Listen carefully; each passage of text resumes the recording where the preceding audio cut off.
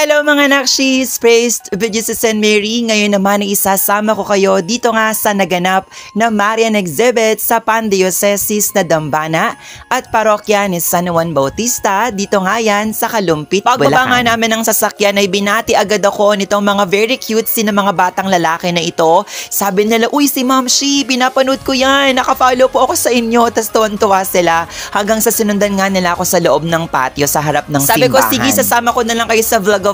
So kung napapanood nyo man to mga nakshis, hello sa inyo, shoutout sa inyo, ang popogi nyo, sarap nyong kurutin. Kung nakita nyo nga kanina, pagpasok pa lang ay nakapag-estampitagang na nga po tayo, opo. Actually si Sister Jean ang lagi nakakakita ng estampita.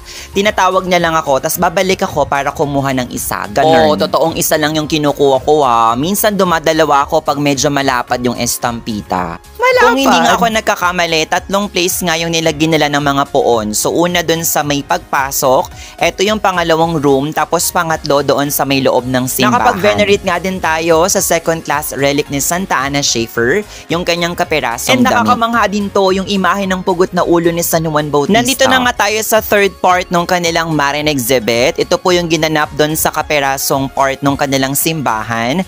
Sayang nga lang din at hindi tayo makakapasok doon sa pinaka-loob pa ng simbahan dahil sarado po siya.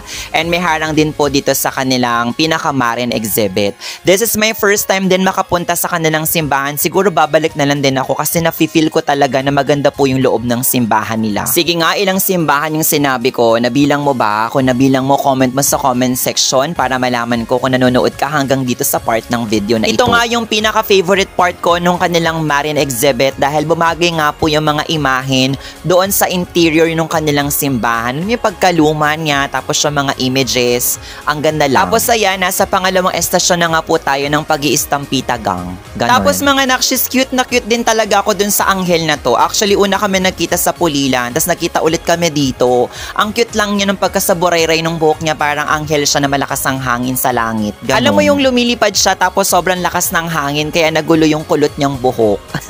Ang fake ng tawa, hindi nakakatuwa min. Yun na lahat mga nakshis, ang gaganda na lang lahat no. Hanggang sa susunod na vlog. Salamat!